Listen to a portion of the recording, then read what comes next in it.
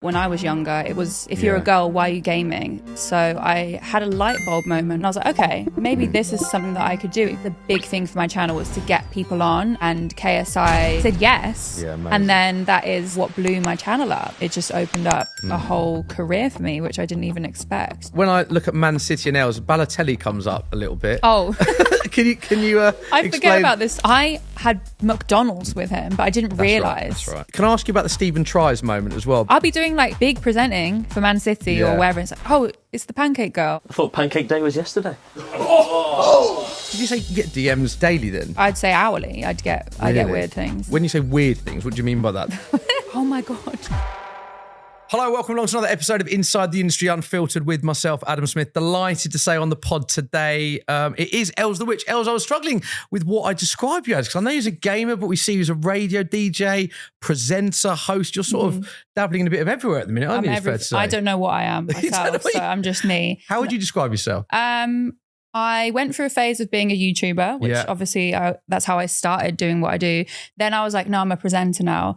But I'm just a personality, I guess. A person that creates content and does different things. I get that. I get that. Tell us a little bit about, let's go back to where it started, then your childhood. And I suppose what I want to know is, what were your passions early on? Because I see you do so much now. What were you into as a kid? So I was quite a shy child. Right. I think up until the age of 11, I was very shy, was really into gaming. So when I was about 8 years old, I got my first PlayStation and played games like Final Fantasy VII, which is still my favorite game to this day, Tomb Raider, things like that. So that's where my passion lay, really. And my sister was a massive gamer as well. And I was really into sports. So I was quite a tomboy, but not at the same time. Like I was into quote unquote more boy things, but I was still girly at the same time. So I kind of found it difficult to know where I fitted, which is a theme throughout my life. So yeah, shy child, really into gaming, really into sport. And then I went to boarding school when I was 11 years old. So it's a state boarding school in Norfolk. So you don't pay for the education, you paid to sort of be a boarder and stay there. Oh, right. Which was interesting because I went from being sort of the shy child to being thrown into a deep end with, you lived in a room with 5 other people. So it was 5 other girls in the room. And I kind of just had to learn how to adapt to different personalities and people from different backgrounds and things like that. And I always say that I believe that's why I'm quite good at meeting new people and interviewing people, because it's like I always try and find a common ground, something that we're both interested in, and then we can kind of build from there. So yeah, 11, boarding school. Went to boarding school. I wasn't able to game because we weren't allowed consoles. Oh, just physically unable to game. Yeah, I wasn't really. So I would do it on the weekends when I went home. But other than that, I kind of pushed that hobby on the back burner. And as a teenager does, tried to just fit in with whoever at school. And then I was probably 17, 18 doing my A-levels, and I loved IT, so technology, computers. And I found that I was quite good at it. So I picked up quite easily. So when I was thinking about sort of what do I want to do at uni, computing was the natural path for me. So I went to Manchester University when I was 18 and studied computing and management and business, which is... That's a tough degree, right? That it sounds like there's a lot of concentration needed for that. It is. It's sort of mixture of computer science with how you apply that to businesses. So it's quite like... So you're intelligent then, clearly, to do that degree. I did sports science, which again was harder than people think. But everyone goes, "You did PE then, did you?" I was like, "Well, it's not quite." But that's a tricky degree. I'm guessing it is a tricky degree, and I always say once I put my mind to something, I can do well at it, which is something which we'll talk about later on, is something that I've carried on throughout my career. And so my dad sort of said, and it seems so superficial now, but it worked, because he was like, look, if you get a first class degree, I'll buy you something you want. And I was like, I really want, it was a Mulberry handbag at the time, because they were quite popular back then. I remember, And it just seems so silly looking back, but it served its purpose, because he was like, right, if you get a first class degree, I'll get you this. And I was like, okay, so I get tunnel vision. So I just worked my ass off for the final year of uni. I got a first class degree in computing and business, and then went to work for IBM for a few years. First class. Yeah. How was that experience? So in terms of going to IBM, because I've heard you talk about this, but what I'm interested in is, did you go to IBM because that was your passion or your dream job, or did you fall into it because that was the career path of the degree you had? I think it was just the career path it was a natural progression. It's when you're in uni, also when you're in high school or sixth form, for example, the natural thing is go to uni and get some good A-levels. So that's sort of the path that I thought I had to follow.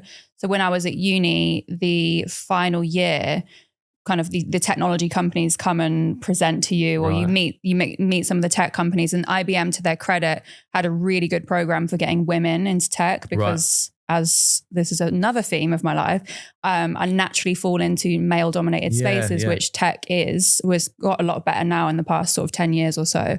But yeah, they had a really good program. So that's sort of why I went to IBM, because they were able to help me throughout that sort of process. And were you gaming at this point as still as your hobby? Yes. When I was at uni, I fell back in love with gaming. And it was also, I found when you're in your first year of uni, you're in halls. So you have lots of people that you live with and that come through in your apartment. Great, isn't it? And I found that gaming was a way for me to sort of meet people and strike conversation, because I had all my old consoles and all my games as well. So people would sort of come into the flat and be like, oh my God, you love Grand Theft Auto. Yeah. So that was really cool. I love that. So at what point then did you start to game on YouTube and actually look at that as, were you uploading videos whilst you were at IBM and on the side, or? I wasn't actually. So I fell into radio. I had an opportunity to work on radio whilst I was still at IBM. Yeah. Bearing in mind though, I loved the experience I got at IBM, but I kind of, as I got older, realized that that's not what I wanted to do. Right. And, you know, as a person,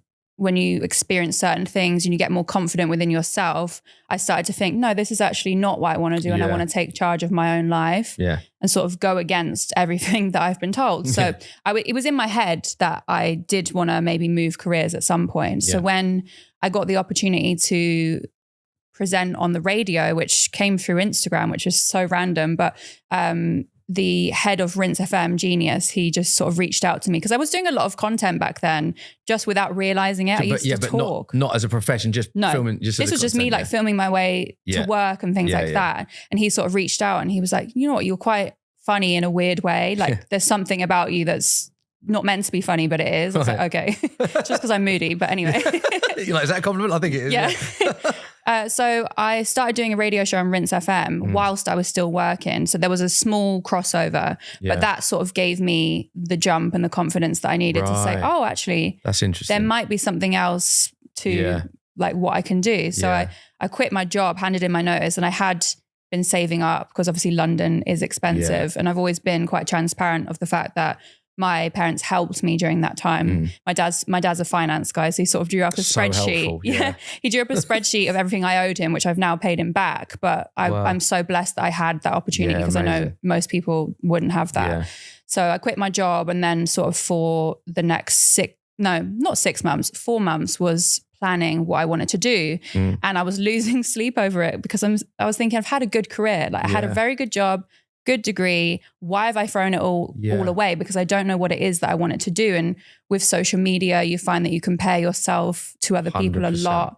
During that time, it was big. The fashion influencers were so big. And I was sort of, I'd gone from being judged on how intelligent I was or how much of a good worker I was at my office job to being judged on how I looked. And I hated it. Because how challenging is that? It is quite challenging in terms, especially where you're someone that's driven by just, I love learning new things and pushing my brain to its limit. So going from that to being judged on how I looked, it frustrated me because I was just like, well, I have a lot more to offer than that, which social media, I think is better now. But back in the day when it was mainly just pictures, it was a lot harder. So I had a light bulb moment one evening, or just when I was not sleeping, probably at 3 a.m. or something, about gaming. And there was female gamers in the UK back in the day, but there wasn't sort of one that was more commercial, that wasn't in specifically into one game. And I was like, okay, maybe this is something that I could do. It's so organic to me. I've always loved gaming. And when I was younger, we didn't have anyone to look up to. Like I didn't have any female gamers to look at when I was younger. It was, why are you a girl? Why are you gaming? If you're a girl, why are you gaming? And also gaming was viewed as something that was a bad hobby to have. It's like, get the kids outside, get them in some sunshine. So I wanted to be sort of that commercial person on YouTube, like a commercial female that other females could look up to, not as a role model, but just as someone that does what they love. Did that make you more motivated? The fact that you were saying there weren't many female gamers, that people were saying, why are you gaming? You shouldn't be doing that. Does that actually spur you more? Because I found in my career when people have sort of given you some sort of negativity, it makes you want to prove them wrong and actually fuels the fire a little bit more. Did you get that? I've always found that. Whenever, and I still get a lot of things like that to this day. Yeah. Whenever people say stuff like, why is she there? She doesn't deserve to be there. Or why would she be doing that? It really motivates me, because I'm just like, okay, if you think that, that's on you. Everyone's entitled to their own opinion, but I'll just prove you wrong. Yeah. I love that actually. I love that actually. So in that period though, so you've quit what I'm imagining is quite a decent paid and a job in terms of security, regular income. You're quite set then. You've quit that with, actually you've got a plan, but no income. So how did your parents react at the time? Because was that a bit of a risk at the time? It was a massive risk, and trying to explain to your parents who don't game themselves and have no idea really about how the internet works and that people could make a career out of it. It was just completely out of this world to them. They've always been both very supportive. My dad is a business guy, and he took it harder than my mother, because he was sort of just like, what are you doing? How are you going to finance yourself? And I think he was just, they're more concerned than anything that they didn't want me to sort of throw away a good career. But I just said to them, look, if I need to, I'll just go back and work my 9 to 5 again. So it was an adjustment phase, but obviously now they're fully supportive. Yeah, it's massively better. I suppose it's the unknown as well, to be fair, because our parents' generations didn't have a lot of the gamings and what we have now. So I suppose it is the unknown, which I can understand. How tough were the early days of gaming then? Because we speak to so many YouTubers on this podcast, and what a lot of them say is the first bit is so hard. The first 1,000 subs, 2,000 subs. Yeah. Did you find that as well? I was about to say the first 1,000 subs were the hardest, and it's tough. It's very tough mentally, actually, because I think a lot of people start or want to start YouTube or content creation and think that is sort of an overnight process and you follow what someone else has done and then it's going to work for you, but it's completely different for everyone. And it's a lot of work involved. So when I first started YouTube, I just allowed myself complacency to sort of feel, if I uploaded a video and it didn't do as well as I thought it would, that's okay. It's okay that it's not doing that, because you have to look at the long-term vision. And I think that some people go into it and think, okay, I'm going to do a few videos, I'll go along with the viral trends, and then I'm going to blow up and everything will be great.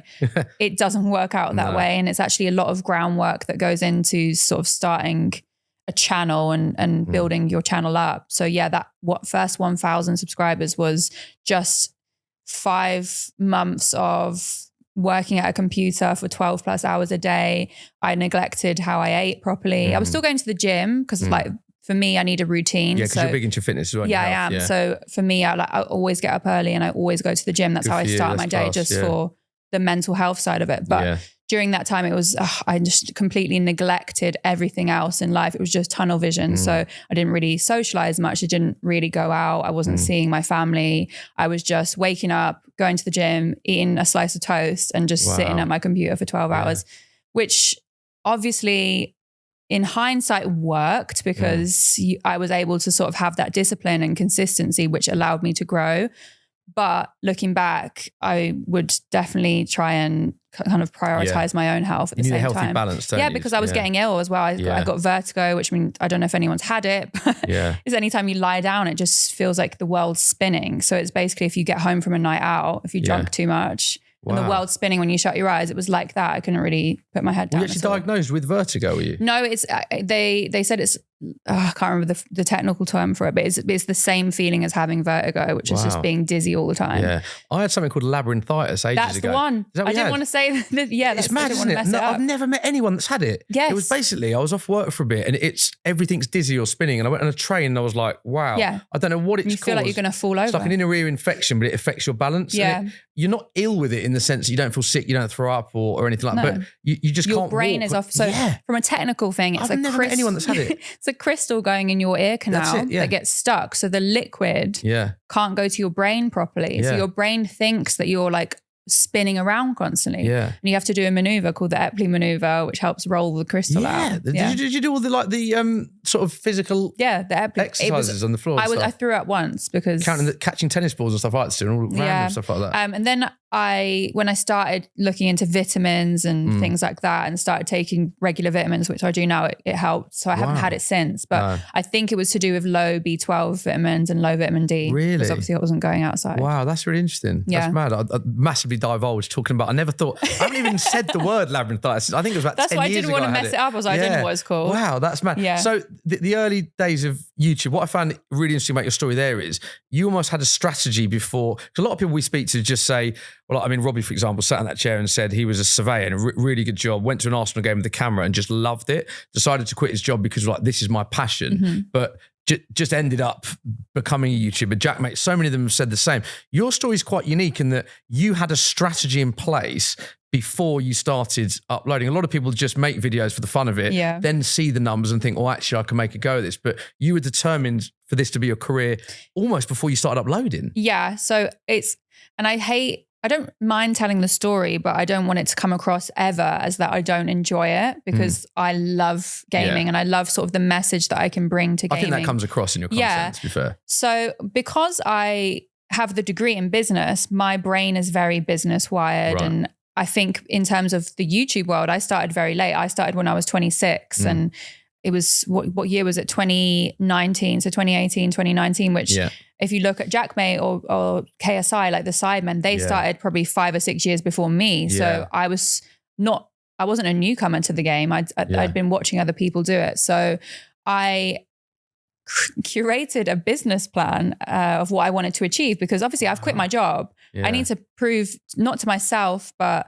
to my family and everyone, that I know what my next move is, my next plan. So, and I had no money. So I needed investment to get the equipment to start a gaming PC and have my setup and basically start the YouTube channel and get all the branding sorted and things like that. So I made a business plan and presented it to get investment, which I did. Wow, before you're uploading? That's incredible. Before I had even started anything. So I got the investment, and then just ordered all of the components that I needed. Luckily, I had a friend that worked in tech. So I was like, what do I need? What is a good gaming PC? Let me know and I'll learn how to create the PC myself.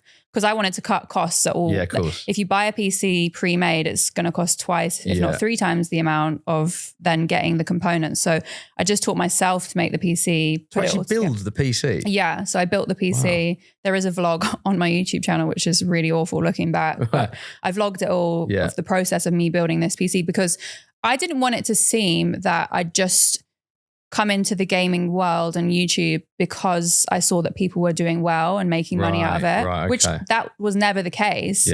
I wanted to make a career out of something that I loved. It didn't necessarily mean that I'm going to make millions of pounds, but it just means that I'm able to do something that I enjoy and make a career out of it. So made the PC myself, started the YouTube, and the rest is history. How did you get secure branding? Because you said that like it's easier said than done, but if you haven't got, because whenever you get a brand deal with anything, that my agent will say, what are the numbers, what are the deliverables, they'll look for data before they sign off on something usually. So how are you securing brand deals on a channel that you haven't started It wasn't brand deals, it was just... it was investment? Yeah, investment. Right, so it was just the financial side of it. So I just costed up everything that I needed.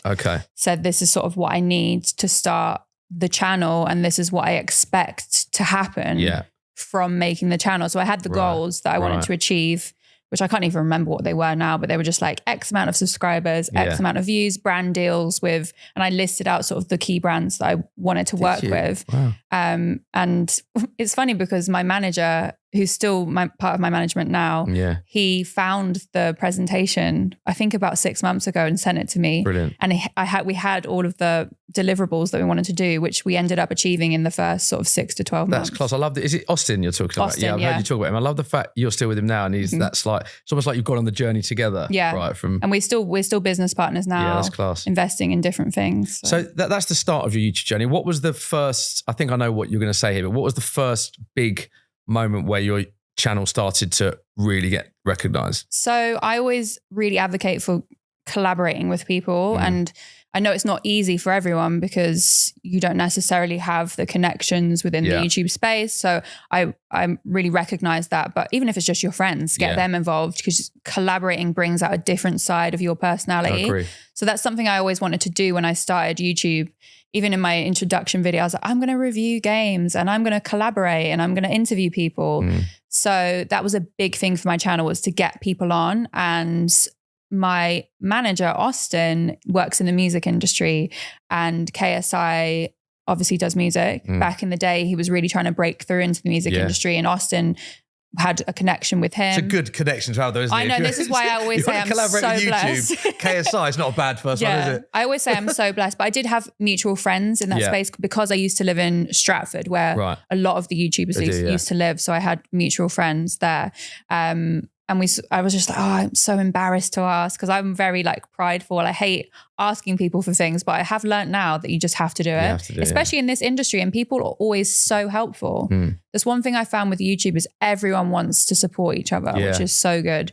So we just asked him, and I had previously collaborated with Vidal Riley, who he used to get training from his boxing. Obviously, Vidal's now his own boxer. He's signed to Boxer, doing Sky Sports. But Vidal was on my channel, so we'd already collaborated, so he could see that. So we just kind of asked him, we were like, oh, will you collaborate with me? I know I've only got about 4,000 subscribers, and he said yes. And then that is kind of what blew my channel up. In the initial instance, because we played The Sims together. I've seen it. He wouldn't naturally play The Sims, which is why I wanted him to come on my channel and do that. And that video sort of was... It was about 50 or 60,000 views, and then randomly a few weeks later just went phew. Is that just the YouTube algorithm and stuff? It just YouTube's really it's not like other apps where you post and you don't get interaction within the first half an hour. It's a write-off. YouTube is like, okay, I'm going to recommend a video to you from 7 years ago that you don't even know about.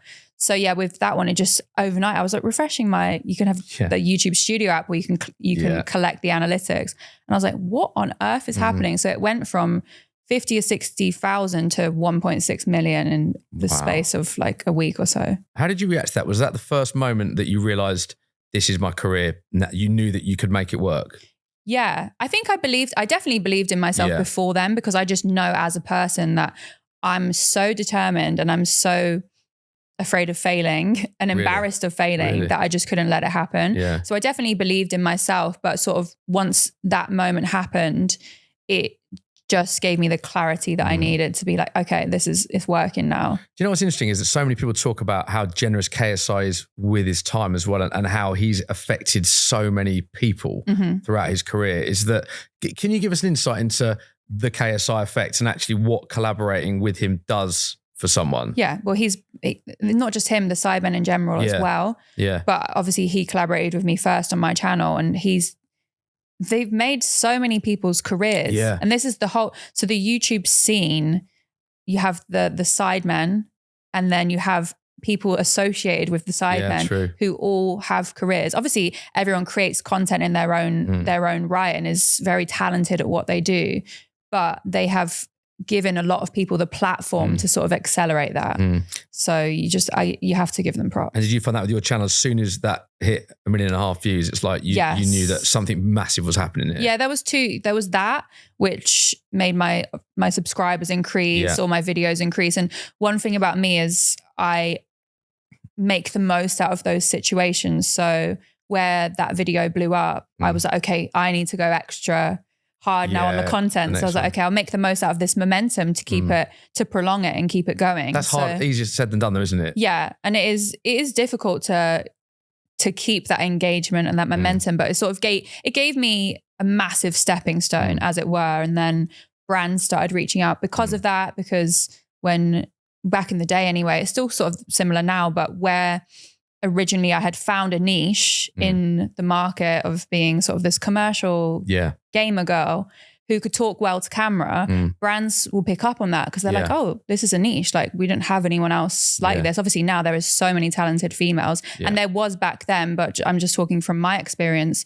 So I started getting opportunities to work with brands and do my first presenting job, which then just opened up a whole other career alongside of the YouTube. Do you know what? I think that's a niche is a really good way to describe what you've done. Because if someone said to me quickly, think of a female gamer, I would think of you straight away. So it's there's obviously so many people that want to be YouTubers, gamers, podcasters, influencers now. But I think what you've done very cleverly is you have created a niche that now a lot of people are trying to follow you for. Would you say that's fair to say?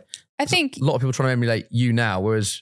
Yeah, to a certain extent, I do agree. I think that there are also so many other female gamers that do the same thing, but I knew that gaming was on the rise, and then lockdown happened and everyone's at home. So naturally, people start doing content from their own home. They want to start streaming on Twitch, playing games and making their own gaming content. So I noticed that would happen naturally anyway. It's like, you have to take it as a compliment that if you do something, other people are like, oh, that's fun. I want to do that as well, which is great. And if I can inspire other people, other women to get involved, then that's powerful. I love that. Yeah. You mentioned the sidemen there as well, which I think is very important to talk about because you've collaborated with a lot of them. What do you think their biggest strength is? Because whenever they do anything, it's just successful. Whatever they touch turns to gold. It does, doesn't it? I mean, I think of them as YouTubers, but it's like, they're more than that now. They've got brands. They're just everywhere. They've got charity games, they've got sponsorship, they've got a merchandise. I mean, what do you think their biggest strength is and what sets them apart?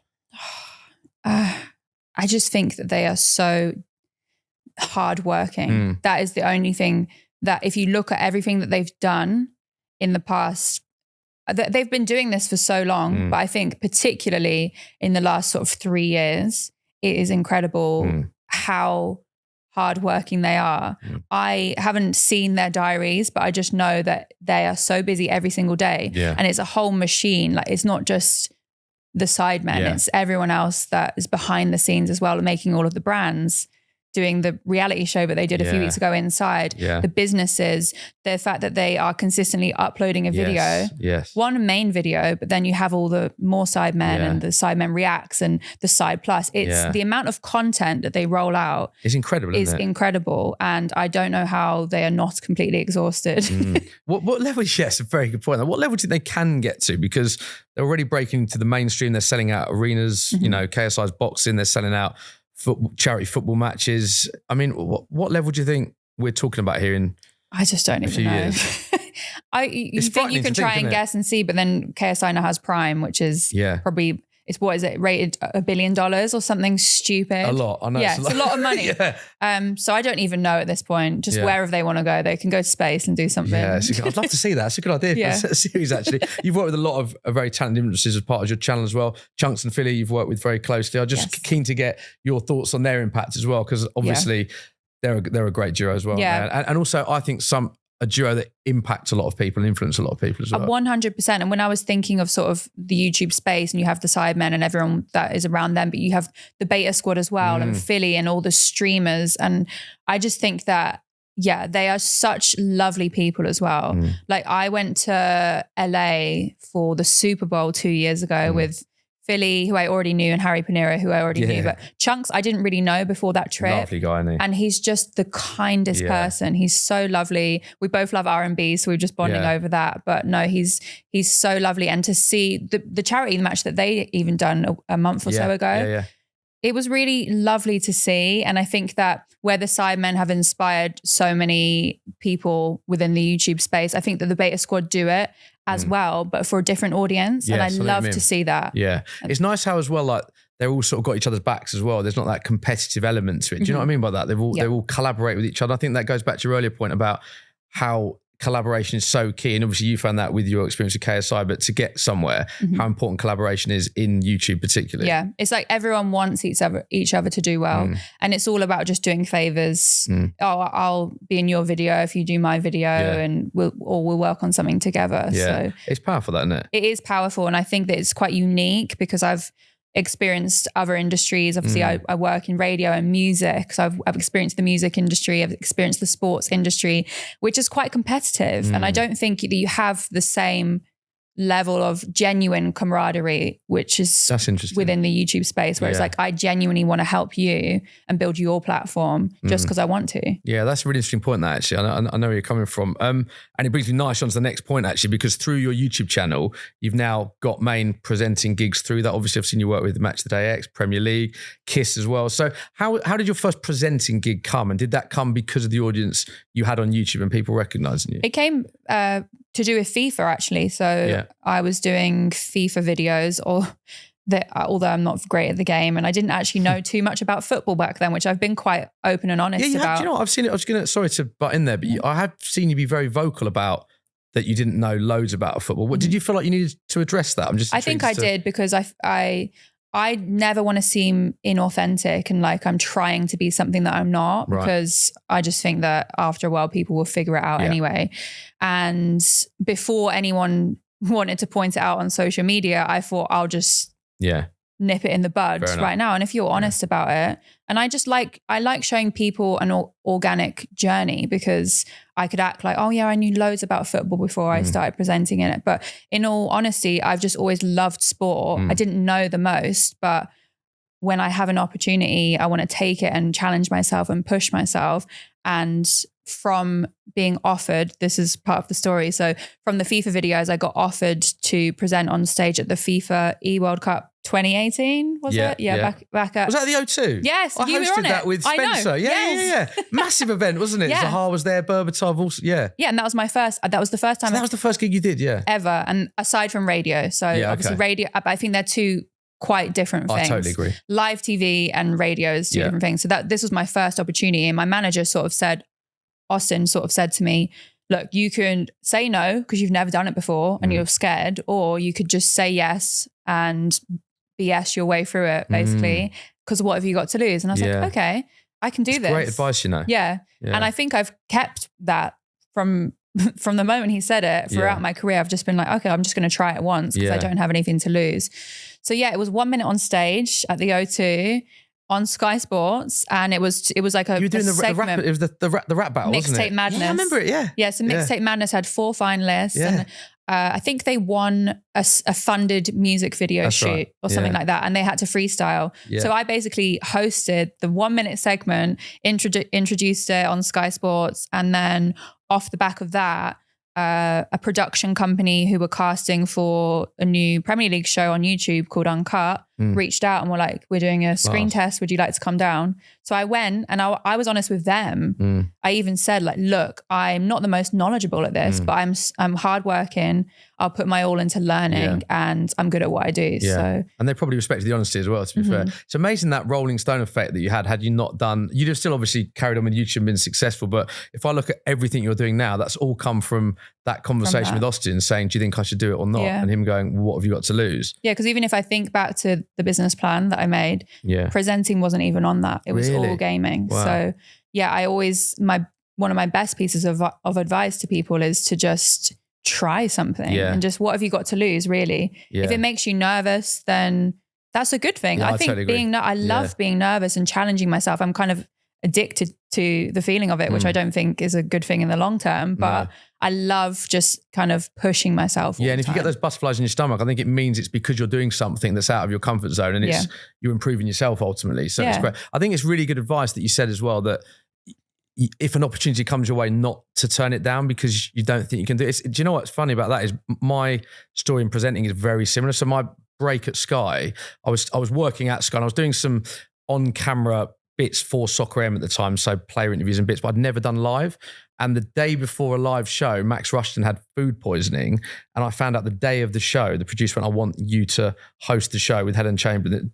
2-hour live Soccer M, huge show, Sky Sports live. Teleprompters, I'd never done autocue. I'd had an earpiece briefly, but never done autocue and earpiece in a live environment ever before. And I was thinking, my word, I'm hosting Soccer M with Helen, 4 live guests, it was just like, but at no point did I think I can't say no to this because it's probably the biggest opportunity that I'm going to have. And obviously I did it, it went well. And obviously I then started doing a lot more presenting, and now I'm a presenter at Sky. And I look back on that moment, and as you were talking about your moment, very different, but there was a lot of parallels there that it's easy to say no, but actually you don't know what might happen with those opportunities. Even if you're not comfortable with doing it, it's worth giving it a shot, right? Yeah. And also everyone is BSing their way through everything, I think. Yeah. I just think that you have to have that sort of overconfidence in a way just to do it and think, oh, I'm going to do this because why not? Yeah. And I do think that a lot of the time people are just constantly trying to level up and do new things. Yeah.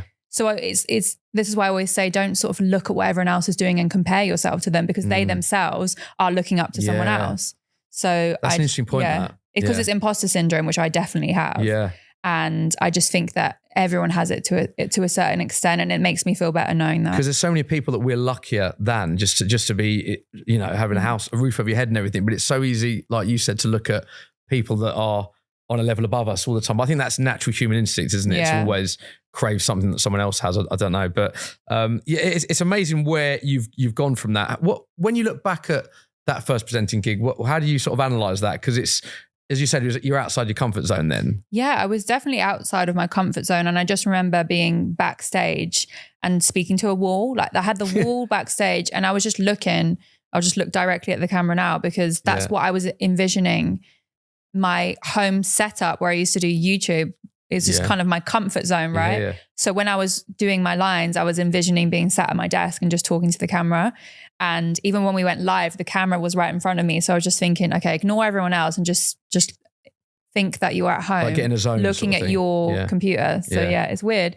And then I just kind of look back now and think I'm so proud of myself for doing that, because it just opened up a whole career for me, which I didn't even expect. Yeah, what I'm intrigued to know what you enjoy more now, because obviously gaming is your passion, but now you are working with footballers, you're presenting your kids. So where's your most enjoyment come from in the roles that you undertake? It does change a lot, to be honest. I think initially when I first started doing the presenting, I was like, this is what I love, which I do. I love them both. Yeah.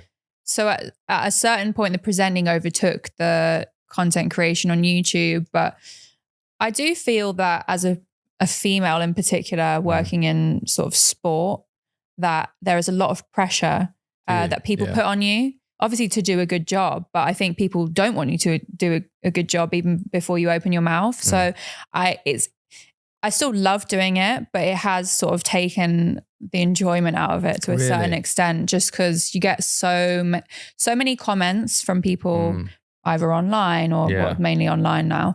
And you get so many people judging you, saying why, like, do you deserve to be there and things like that. So even though I know I do good at my job and I do deserve to be there, it's just after a certain amount of time, you just get a bit fed up of it. Yeah, I completely get that. Yeah. How do you process and deal with, because you've got huge platforms, I would say, it's not just one social media platform you've got a huge following on, you've got a huge following on loads of platforms.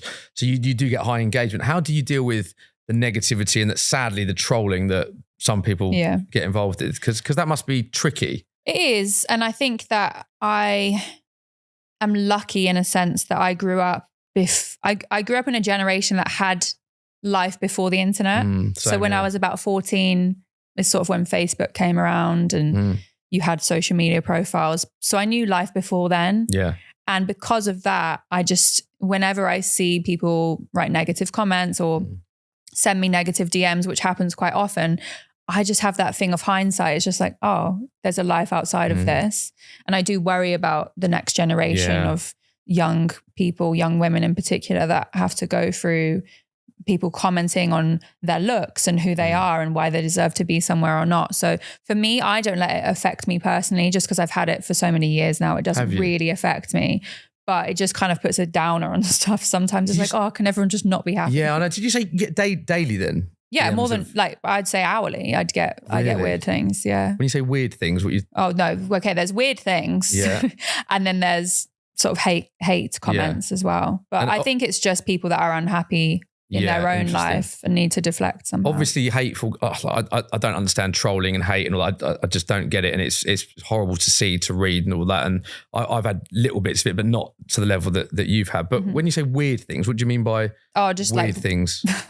Do we want to go down that route? Sorry, is this a whole other podcast? This is a whole other podcast. Okay. If you want to go down that route, we can. But it's just the weird DMs and requests that I get in my DMs. Oh, right. Okay. So odd stuff that you... Just being a woman and having these weird people. So what again, I don't know my follow-up question. I have a weird thing, right? And I've done videos on this before. Sorry for going down this route. People like do you know what wiki feet is? No. Okay, so you got Wikipedia. Yeah. Wiki feet is a page for people's feet. So I have my own wiki feet, which is like Elz the Witch's feet. What? Yeah, so I have quite a lot of people that are really interested in my feet for some reason. Right. So I get a lot of requests in my DMs of like, can I have your used socks that you've worn to the gym? Really? And yeah, it's weird things. You've worn to the gym? Yeah, they're like, I specifically want dirty socks. And I don't know why that's a thing, but yeah. And I've been foot of the day twice, which I'm happy about. Foot of the day. Foot of the day. So that's the best foot of the day. On the thing. Got 5-star feet apparently. Yeah. Even though I consciously never show my feet now because I'm like, no one deserves socks and shoes on. Yeah, I've got shoes on now. Yeah. But yeah, that's like one of the weird things. Is that just really annoying though? Because I imagine you wake up and it's just a waste of your time to be reading. Yeah, I just I don't often check the requests folder because that's where most of that goes. Primary, general, and all of that. If I'm in a good mood, I find it hilarious. Yeah. It's just if I'm in a bad mood, I'm just like, oh, it's annoying today. Yeah. You mentioned it a few times about being a female in male dominated industries, obviously even before you're doing. So what are the sort of biggest challenges with that and how frustrating are those moments when you do have the trolls and you do have to deal with all that negativity? Yeah. I think that one thing I find is it spans across gaming and football and other sports that I'm now working in. It's just that I just think that people don't want you to be there. That's the kind of impression that I get. And because of that, you feel like, well, you have to work 10 times harder than your counterparts just to kind of prove yourself and why you do deserve to be there. Also, there's factors that go into it. It's like, you're doing a shoot. What can I wear? Like it's what I've always struggled with. What is the appropriate thing to wear? Right. Which I don't, it's upsetting because I don't think you should have to worry about something like that. But as a female, you do, because I've had interviews where they're like, oh, her top's a bit tight. And then the comments are, instead of commenting on, oh, that was a great interview. They're like, her top's too tight. Yeah. He's looking at her top and things like that. Yeah. So yeah. And then in gaming, it's all about, oh, she's only into games because she's trying to impress a man. Right. Or you're not even good at games because you're a girl. Why are you here? Yeah. So you see all these clips on social media of the voice chat on video games and the girl hops on and then all the men just like, oh, you're a girl, get out of the lobby. So that must be frustrating, right? Yeah, it's frustrating. It's just a constant overthinking process of, oh, how well is this going to go down today? Instead of thinking about, I've prepped for this interview and I know I'm going to ask great questions and have a good interview. I find that I worry less about that because I know I'll do good at that. More about how are the comments going to be on this? Do you read the comments? I stopped reading them because on YouTube is this, or is this on? Just on everything. Really? I will read the comments on my own content, but when it's for a brand or a TV company, I just don't read the comments because I just know what it's going to be like. Wow. And I think it's a shame because I don't know if this is me overthinking things, but I just would never want brands or people that I work with at brands to see the comments and then think differently of me because that's something that I worry about because it's like, because all these people that I don't know in the comments are saying, oh, she's only there because she looks a certain way or she's not even a good interviewer at XYZ. I wouldn't want it to change the brand's opinion of me or people that I work with. And it's a genuine worry and it probably does happen, but I can't do anything about that. Yeah, I think that's the nail on the head. You can't do anything about that. And ultimately, they're people that you're never going to meet. That a lot of people, I think, with trolling are people that tend to do it to multiple people. And I don't quite understand it. But for all of that, obviously, you get a lot of love and you've had a lot of work as well. I'm interested to know about the radio development as well, because obviously we've spoken about TV. How does that compare, radio to TV and everything? And how did that come about in terms of the KISS gig that you do? So radio, I obviously started before YouTube. So I was working at Rinse FM for a while. And then when I got more busy with the YouTube stuff, I stopped just because I didn't have the time. But then during lockdown, it was actually around the time of the Euro, well, it was 2021, but Euro 2020, that I'd started on KISS Fresh, which is the sort of like more Radio 1 Extra type version of KISS. So they've just reached out and they were like, we'd love you to come on the radio because they know that I used to work on radio and I love music. Like my music taste is so diverse. It just depends on what I wake up. What are you into? Is it like, I love 90s R&B. Yeah. But then one day I'll wake up and I'll love 80s disco. But today I'm having like an emo day. So I love emo music. Wow, so it's literally, I will just love all types of music. Yeah. So doing radio for me is a no-brainer because I get to talk about music and play music, which is obviously great. And KISS is a station that I've always listened to because obviously I'm from Suffolk, Norfolk, Norwich, and history was a massive thing. Love it, yeah. Yeah, so when I started working at KISS and I met Michael, who does a lot of the history stuff, I was like, I recognize your voice. Yeah. I was like, did you used to do history for Norwich? And he was like, yes, I did. I was like, oh my God. I used to listen to you when I was hungover. Now I know what you look like, yeah. So funny. But yeah, so that happened 2021, started working at KISS and I'm still there now. I do Saturdays 4 till 7. Do you work with Big Zoo? I do. Yeah. He's not at KISS anymore, but because he's so busy, he's just doing everything. But when we started at the same time, so it was like Elz the Witch on Saturday, Big Zoo on the Sunday. Yeah. Which was great. How do they compare then in terms of like presenting style, would you say, for radio? Do you get more enjoyment out of radio or TV?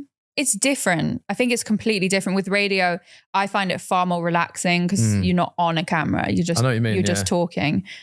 But I just really love doing live TV. I think we were talking about the adrenaline. The adrenaline rush is just the best. And some of my favorite gigs that I've done are like the Sidemen charity match, for example. Yeah, amazing. That is, I think, if I had to pinpoint one thing that I've enjoyed doing the most, it has to be that. Your biggest highlight, actually, I was going to come to that. You would say the charity game. I think so. I'm also for what terrible. Reasons out of interest? I'm terrible at remembering everything I've done, firstly. So I think the Sidemen charity match, as well as hosting backstage at the Man City Treble Parade, has to be another highlight. Yeah. Wow. So we'll get to that one. But Sidemen charity match is just, it's always sunny for some reason. The weather's great because I've hosted it 2 years in a row. But the one more recently in last September was at the London Stadium. Yeah, I was at the game. Amazing. Was you? Yeah. Yeah, it was such a good day. So we got there, me and Big Zoo, at 8 in the morning because we had to shoot a drone shot, the intro shot on top of the stadium. Yeah, I know. And the September heat wave, it was like 38. It was unreal, wasn't it? Yeah, it was so hot that day. So we shot that, but just the day of, the atmosphere is great. It's for charity. Yeah. They're raising. Great point. Like, and this is one thing I wanted to mention, actually. They have put together a charity match which raises £2.6 million for charity. There's close to 3 million people watching. They sold out London Stadium within an hour or something stupid like that. But I just don't see the mainstream media covering it. And it really frustrates me. Like, you go to these award shows, like sports award shows, and I don't really see it nominated at all. And I'm just like, this is mental because there's like the figures are there and the getting the young people involved in particular is crazy. But no, for me, presenting at that it's being thrown in the deep end. Did you get nervous presenting that out of interest? Yeah, in a way, but it was good nerves. Yeah. It was like excitement, adrenaline. And it really kind of pushes your presenting skills to the next level because it's really loud. Presenting in a football stadium, it's totally different. If no one's done it, it's completely different because you have the crowd noise, but then you have your in-ear. The hard ears, yeah. And then if you're presenting to the stadium, it echoes and then comes back to you. So it's just kind of 3 different variables that you're playing with. But yeah, doing a charity event is really interesting because you have to present like you normally would and say, hello, welcome to the charity match. We're having a great day. But then you have the really serious side of it, which is like all the really important information about each charity and where people can go and donate. And it gives me great experience. That's what I loved, is just sort of the experience of deviating between being the presenter, like the fun, happy presenter, and then going into sort of the more serious presenting side. Which I totally agree with what you're saying. Actually, I thought you did a great job on that, by the way, as well. Thank you. I went to the game, but I watched the stream back at a later time. But there's 2 points you make which are really interesting. One, I totally agree with you about live. So I do live and pre-recorded, and I much prefer doing live because the reason I prefer it, you get the adrenaline buzz, but also I think if you're doing a show that's pre-recorded, you can aim for perfection. And if you do a take that isn't quite right, you'll go, just do that again. And it's like, well, some of the best things presenters, us as in a bracket, do are when you react to something not going right and people laugh and there's quite that natural feel. Ant and Dec do it brilliantly. Yeah. They'll slur over the words and one of them will go, it's easy for you to say, or something like, do you know what I mean? Yeah. Whereas when it's not live, you're almost chasing perfection and it seems unnatural, if that makes, I don't know if I'm articulating myself well at all, but that's why I love live, because it's so natural. But also in a stadium, it's so right. The first time I did the England under-21s game in a stadium. It was at Milton Keynes, massive event, and I'd never done a stadium presenting at that point. I only had my soft ears with me. So I had one soft earpiece in, but I had the volume cranked up. Now we rehearsed it an hour and a half before. So what the big difference between that and live is that obviously the stadium's empty. No noise, yeah. Exactly. So I had the earpiece. I was like, this is fine. I was listening to, I think it was Michael Dawson and Darren Bent were the two guests. I was listening to them out of my left ear and director and producer on my right. What I didn't factor in was when the game started, 15,000 people arrived. And obviously I had to have the volume. It was, looking back, I was quite pleased at how I managed it, but I had the volume so loud in one ear so that I could hear the director and producer and them, that when it got to the ad break, I took the earpiece out and my right ear was just ringing so much, because obviously the director was like, you need to have both in hards and we'll put the guests through your ears. But before you've done that, I think you explained that so well, is that you don't have experience of that. So it all comes with experience, doesn't it? Yeah, it's like a really full-on sensory overload for about 3 hours. But also a great buzz. But it's crazy. It's like, I see it as a challenge. It's like, how many things can my brain compute at the same time? I know what you mean. Because I've been in situations as well. I don't know if it was, it wasn't a Man City. It was another job that I was doing. They had the in-ear, and sometimes I think the producers forget to turn off the feed that comes to you. So they're all arguing between themselves about change to this camera open angle. Talk about, Yeah. And I'm like, I can hear all of this. And I'm trying to do an interview at the same time. And I'm like, so how are you feeling ahead of the match? And they're like, change the camera too. And I'm like, oh my God, what's going on? Roll red cuts coming too. I know what you mean. There's a lot to take in, but I think it does all come with experience, doesn't it? So you mentioned Sidemen charity matches, one of your highlights. The Man City treble parade is another, because obviously we've got to talk about the fact that you work for Man City as well. Obviously in an era where they are just dominating and winning so much. So how is that working for Man City? Because I imagine that's amazing. It's just one of the best things. I think that as a team, they obviously perform very well, but as a business, Man City is just it's such a good business. They're very in tune with the social media world. So the way that they operate all of their content is just great. And they do the best series on their YouTube channel, and then their own content. They have their own studios where they can do sort of the Match Day Live program, which is what I was doing a lot of in the last 2 seasons. But they sort of just reached out because I was doing Match of the Day X. And I used to talk about how I love Man City because I used to live up in Manchester, where I did my degree. And my whole area was Burnage. So it's South East Manchester, all City fans predominantly anyway. So I sort of naturally fell into supporting Man City. And when they reached out, I was like, this is a no-brainer. Like, of course I would love to go and start doing some content for Man City. And that it's been a great opportunity for me to expand my presenting experience. Obviously meeting the players and sort of getting to know them and interviewing them has been great. But then doing the live TV aspect, when you were talking about how you had to present Soccer AM with barely any experience and just sort of thrown in the deep end. It was 2 seasons ago now, before the season before the treble, where we won. We were 2-0 down to Villa.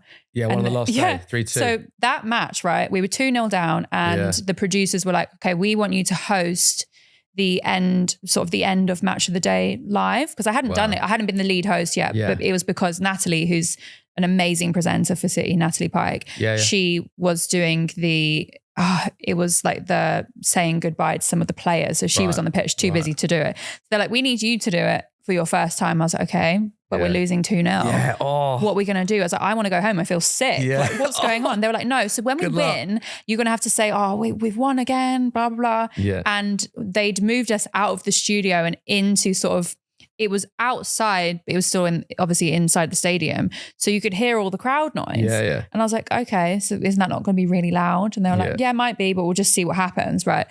So we score. And I was like, okay, we've scored now. And then we score a second time. And I was like, right, I need to go up now. So they were like, right, So I was downstairs sort of in the basement, which is where all the TVs are, the tech rooms. They're like, you need to get upstairs right now. So I'm trying to like run. The lifts in football stadiums take about 10 years. That's a great point actually with live in the stadium, is that actually the logistics of moving, you actually sometimes miss bits of the game. The lifts in football stadiums are terrible.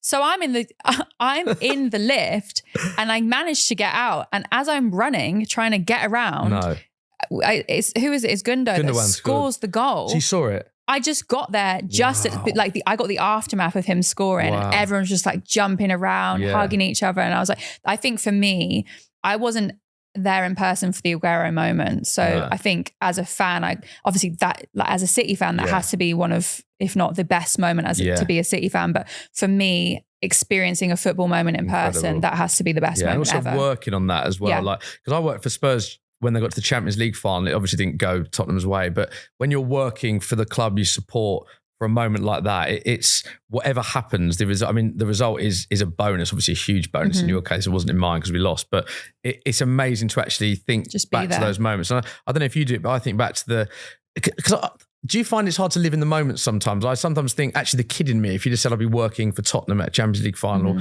when I'm a kid in my garden kicking a ball about, you'd sort of pinch yourself. And do you find that with work that you're doing? I mean, you said that you were working for the Man City treble parade. I mean, like if I said that to you as a young kid, you'd have gone, what? Do you know what I mean? Yeah, I was interviewing the players backstage at the treble parade when Man City won the treble. Yeah.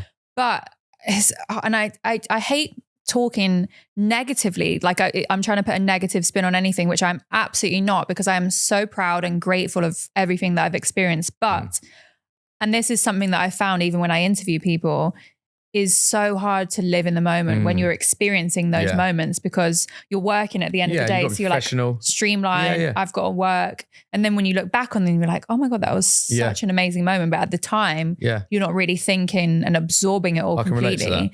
And I think a lot of people in the space feel the same way. I need to get better at living in the moment. No, I can relate to that totally. Is that you do an interview, it doesn't matter who it's with, you're thinking, what are the cameras like, what the lighting is like, how long have I got, questions, what I'm wearing, everything plays in your mind. It's not, and same with that. The treble then, amazing moment. Jack Grealish enjoyed himself that day, didn't he? They all had enjoyed themselves. And there was a massive thunderstorm when the parade was taking place. So I don't remember that. It was, you'll remember probably the photos of them all on the buses. Because they're all just soaking wet. Rain, I remember the rain. Yeah, there was a massive thunderstorm. So like the communications between the bus and us when we were trying to like throw to, this is what's happening on the bus right now, there was no connection because of the thunderstorm. But by the time they'd come into the backstage bit, they were just literally soaking wet. Like, and obviously they were having a great time as well. So it was quite hard to interview them in that situation, but it's always just great fun anyway. Because I've interviewed Jack a few times. I think he's a great guy. What was he like that day then? Just because obviously I don't think he wasn't on the camera. No, he wasn't a lot though. No, he I don't know if he was loud or he was just, he didn't want to come on. Some of the pictures though are brilliant. It was, that the photo of Grealish on the bus. Iconic. Yeah, I think it's one of my favourite photos. And shout out to Tom, by the way, who heads all the photography at Man City. Nice. I think it was one of his, the people that works for him that took it. Yeah, I think that's now the photo for is it the Netflix doc, the Grealish I think on so, that? I think it is, yeah. Who's your favourite Man City player that you've worked with? Who's the nicest, would you say? Oh, they're all, do you know what? They're all really lovely because I think one thing, as I said with Man City, is they really get the business side of things and the content. Yeah. So I think all the players know that when they do a press day, they need to sort of be switched on and give them good content. So they're like Jack Grealish is great. Yeah. I've interviewed him once for the Premier League when he was just lovely, really nice. Scott Carson and Kyle Walker as a duo was so funny. We did some content for City for Diwali to celebrate and we had to play, I can't remember the name and I'll have to go up and look it up afterwards, a traditional game that they would play to celebrate Diwali, and it was the funniest thing. They're just so competitive. Yeah, and I think them two as a duo was really great. You know, I did Lies. You did Lies with Chunks. Do you remember? Yeah, did really well that actually. I did Lies with Bernardo and Silva Ruben. And Ruben Diaz. Absolute carnage. They just battered me the whole time about it. Was honestly one of the best ones we've done. I watched that one. They were a great duo. They're so competitive. That's why. Yeah, even off camera, I said, Bernardo, can you sit here? Ruben, can you sit there? But just because of camera positions as Mike. And then Ruben just went, is that the little guy's seat? Oh my gosh. But just really, you can tell they love each other. Yeah. But good. What's been your favourite moment at City then? Because I was going to say good club is what I was going to say in terms of the personnel. So I think presenting when we won against Villa was really good. That was me presenting sort of the we won the league and wrap of end of match of the day. Yeah. It was so good. Yeah. Like that was such a great experience for me. And then just being there for those key moments, like being involved with the club when they win a treble, it's such a historic moment for them. And something that no one can ever take away from you, that you've worked on that. Yeah. Incredible, isn't it? Definitely. And then there was another time where it was Manchester Derby and the Dubai Expo was on. So I flew out to Dubai, to the Dubai Expo, to host a screening of the derby from Dubai, which was great. And it was so lovely because you get to meet all of the fans that are from other countries. Yeah, and good it point. was that you really lovely necessarily to see. meet at the stadium. Yeah, because Man City are great at they do the trophy tours and they take sort of Man City legends out and they get to meet people from different countries. So it's lovely. Talking about Man City, when I look at Man City and Elz, Balotelli comes up a little bit. Oh. Can you I forget about this. I told this story. Did you want to date with Mario Balotelli? No, I didn't want to date with him. So I told this story. I told this story in Soccer AM. Right. I had McDonald's with him, but I didn't realize. That's right. So I was in my first year of uni, and where the university is, it's like along this Oxford Road. It's like a big main road. Yeah. If I hope that's the right road. I don't know. Anyway, there's a big McDonald's sort of on the corner, which breaks up sort of the uni side of Manchester. And then you have like Deansgate, which is up here. It's sort of like the more city centre, a bit nicer area. Yeah. So me and my friend, between lectures, were like, I'll just grab a McDonald's, as you do. And then there were these two guys that were near us at the till and they're like, oh, do you want to eat with us? We're like, okay, a bit weird, but yeah, it's fine. Didn't really mind. It's a bit weird. I was like, yeah, but I was young. So I was just like, yeah, this is fine. So we were there and I don't know who was with him, if it's just like his PA or manager or whatever, security. He was really talkative and just talking. So we were just like eating our food and talking. And then people would come up and try and ask for photos. And I was thinking, that's so weird. Because the guy wasn't talking at all. Like he didn't really speak. And I was like, this is like, I don't know what's happening. It was just a weird scenario. Anyway, so then we left and that was like the end of that one. Like I just had McDonald's and then parted ways, never to be seen again. And then I was on the bus a few days later because I was really out of the loop with football at this time. Right. So when I was young, I was really into sport and really into football. Then when I went to uni, I was sort of more concerned of just like having fun and going out. So I wasn't really in the loop. But on the front page of the paper, because this was the time when Mario Balotelli was in Manchester and he was just on the news all the time. All the time. He just did what he wanted. Yeah, yeah. His face was on the front and I was just like, oh my God, that's who I have McDonald's So you didn't know that was Balotelli at the time? No. You were then papped on the front page of the paper. I wasn't papped. It was just any art. I can't remember what the article was, but it was his face on the front of the newspaper. Wow. And it was, I think it's the Metro in Manchester or something. And and I was just like, that's who I had McDonald's with. I was like, why is he on the front of and then I was like, oh, he plays for Man City. So he invited you to just sit with him and didn't really speak to you and just had... I think his friend had invited me and my friend to sit with them. So it's so random, isn't it? Yeah, it's a weird story. And it's just a little fun fact. It's amazing looking back because you've had so many moments where like that Balotelli one, I knew that, but didn't know the ins and outs of it. Yeah. And obviously you talked about people that you've collaborated with. Can I ask you about the Stephen Tries moment as well? Because that that is something that pops up a lot. It still comes out. It's been 4 years. Is it 4 years? Over 4 years so now. For people living under a stone who hadn't seen that, do you want to explain that situation? Yeah, just before lockdown actually, KSI, because obviously I had done the video with him before, he texted me and was like, are you free on this date to do a Sidemen Tinder YouTubers edition video? I was like, yeah, of course, it'd be really fun. And also like I'm business minded, so I know that will probably help my profile if I go on it.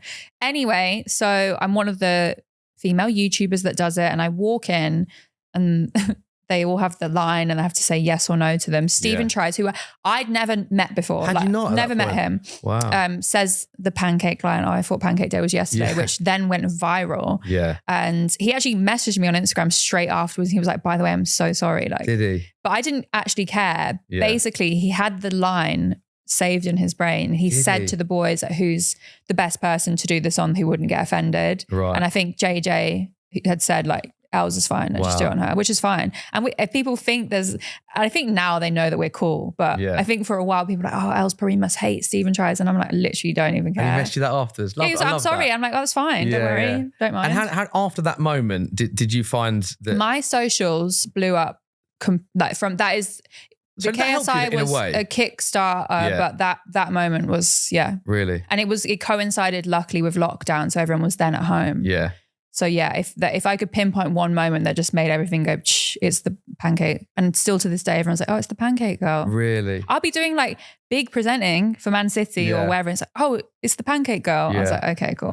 Amazing. That's amazing stories. Elz, I think we've covered so much. Obviously, I think what you've done, can I also say as well, like we've known each other, we've done various things together, but we don't know each other that well. I at the Sports Industry Awards said, do you fancy coming on my pod? And credit to you, and I know how busy you are. You just said, yeah, I'd love to. You travelled here. So from me, thank you so much. You didn't need to do that. So I really appreciate that. I think it's so powerful, the messages that you've done. I think how you're inspiring young females as well, and how you deal with some of the negativity that you've been very honest about, I think is to be admired. I mean, we've covered the fact that you do radio, TV, Sidemen, Man City, Premier League, I mean, all sorts, and you're still running your channel. So yes. I think you should be very proud with that. I just finally wanted to know what the future holds and where, because you're doing so much, I'm keen to know where you think you'll be in sort of a couple of years' time and what your big passions are. I don't know where I'll be. I think I'll just go where the wind takes me, and really? I might be doing something completely different. If you asked me 6 years ago, what would I be doing? I'd still be at IBM. So, yeah. Who knows? I've just started a new show with the UFC though, which is called Day Off on their channel. So that's all.